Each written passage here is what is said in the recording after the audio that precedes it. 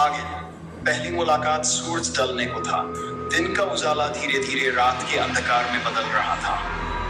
एक छोटे से गांव के बाहर जंगल के किनारे पर एक पुरानी खंडहरनुमा हवेली खड़ी थी, जिसे गांव वाले भूतिया हवेली के नाम से जानते थे।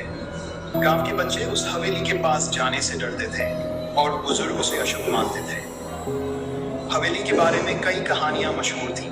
कभी कोई आवाजें सुनाई देती थी, कभी रोशनी दिखती थी। लोगों का मानना था कि उस हवेली में आत्माएं वास करती हैं जिनका कभी अंत नहीं हुआ। इस गांव में एक युवा लड़का राघव रहता था। उसकी उम्र लगभग 30 साल की थी। राघव का स्वभाव निडर और साहसी था। वह किसी भी चुनौती का सामना करने से पीछे नहीं हटता था। गांव में रहते हुए उसने भी हवेली की कहानियां सुनी थी, परंतु उसने कभी उन पर विश्वास नहीं किया। उसे भूत प्रेत की बातें बेवकूफी भरी लगती थी। उसे लगता था कि ये कहानियां सिर्फ लोगों को डराने के लिए गढ़ी गई हैं। एक शाम जब राघव अपने दोस्तों के साथ गांव की चौपाल पर बैठा था, उसने हवेली के बारे में चर्चा सुनी। उसके दोस्त हवेली की भूतिया घटनाओं के बारे में बात कर रहे थे। एक दोस्त बोला, कहा जाता है कि रात के वक्त हवेली से अजीब अजीब आवाजें आती हैं। कोई अंदर जाने की हिम्मत भी नहीं करता। जो भी गया कभी वापस नहीं आया। राघव ने हंसते हुए कहा, तुम लोग बेकार में डर रहे हो। भूत प्रेत जैसी कोई चीज नहीं होती। अगर सच में कुछ है तो मैं खुद जाकर देखूंगा। राघव के साहसिक बयान ने सभी का ध्यान उसकी ओर खींच लिया। दोस्तों ने उसे चैलेंज दिया कि अगर वह सच में इतना निडर है तो वह रात को हवेली में जाकर दिखाए। राघव ने बिना सोचे समझे इस चुनौती को स्वीकार कर लिया। उसे ये बस एक मामूली खेल लगता था। भाग 2। हवेली के अंदर रात का समय था। चांदनी रात थी, लेकिन चांद के आसपास काले बादल मंडरा रहे थे। राघव ने टॉर्च और एक लोहे की छड़ी उठाई और हवेली की ओर चल पड़ा।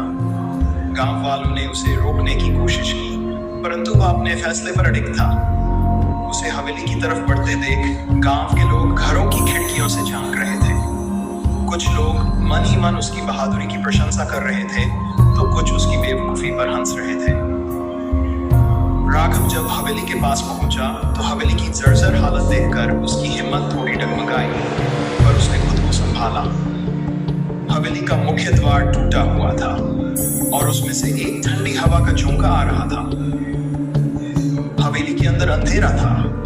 राघव ने टॉर्च जलाकर अंदर कदम रखा। हवेली के अंदर एक अजीब सी खामोशी थी। चारों ओर धूल और जाले फैले हुए थे, जैसे वर्षों से कोई यहाँ आया न हो। राघव ने अंदर जाकर ध्यान से चारों ओर देखा। हर तरफ पुराने फर्नीचर के टुकड़े, फटी हुई तस्वीरें और जंग लगे लोहे के बर्तन पड़े थे।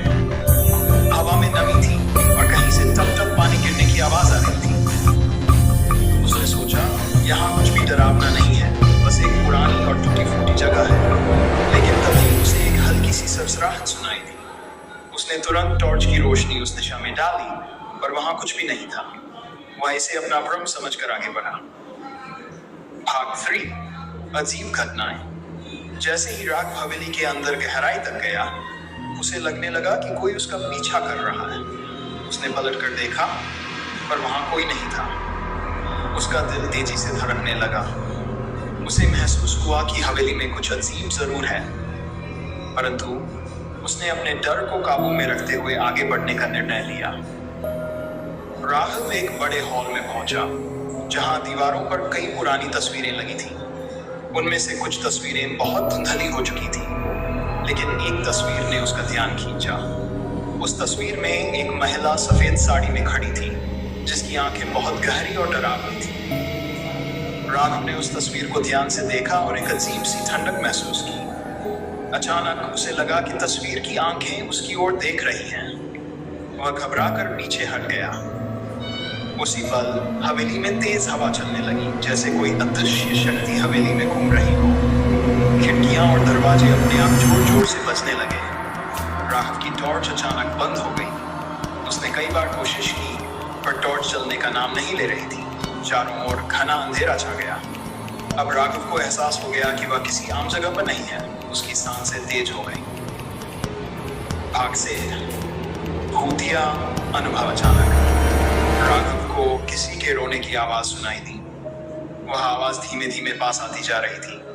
राघव का दिल जोर जोर से धड़कने लगा। उसने सोचा कि वह यहाँ से तुरंत बाहर निकल जाएगा, लेकिन जब उसने दरवाजे की ओर भागने की कोशिश की तो दरवाजा अपने आप बंद हो गया। अब वह हवेली में फंसा हुआ था। राघव ने दरवाजे को जोर से धक्का देने की कोशिश की, लेकिन दरवाजा टस से मस नहीं हुआ। तभी उसे लगा कि कोई उसके पीछे खड़ा है।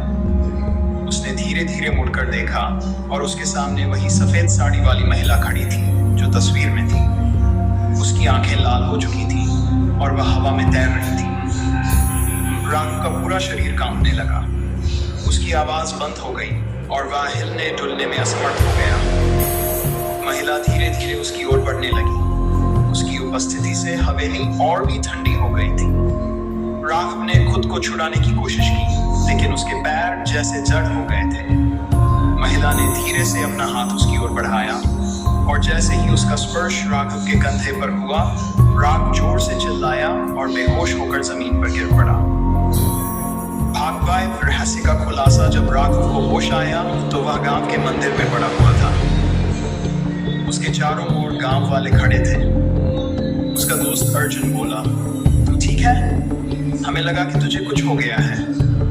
तू हवेली में बेहोश पड़ा मिला था।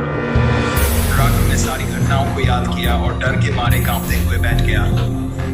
उसने सारी बात अर्जुन और बाकी लोगों को बताई, परंतु कोई उसकी बातों पर विश्वास नहीं कर रहा था। सभी ने सोचा कि राघव के साथ जो कुछ भी हुआ वह उसकी कल्पना मात्र थी। लेकिन कुछ दिनों बाद गांव के बड़े बुजुर्ग ने राघव से कहा, बेटा, जो तूने देखा वह सच था।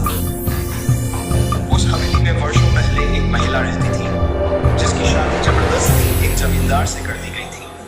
वह जमींदार बहुत क्रूर था और महिला को बहुत तंग करता था। एक दिन उसने महिला को हवेली में बंद करके मार डाला। तब से उसकी आत्मा उस हवेली में भटक रही है। कई लोग उसे देख चुके हैं, लेकिन कोई भी उसकी मदद नहीं कर पाया। राघव को अब सारी बातें समझ में आ गई थी। उसने ठान लिया कि वह उस महिला की आत्मा को शांति दिलाएगा। वह गांव के पुजारी के पास गया और उनसे इस विषय में मदद मांगी।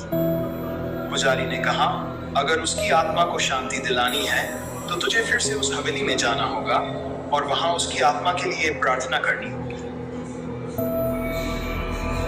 भाग 6। आखिरी सामना। राघव ने पुजारी और कुछ गांव वालों के साथ दोबारा हवेली का रुख किया। इस बार उसके मन में डर नहीं, बल्कि एक नई हिम्मत थी।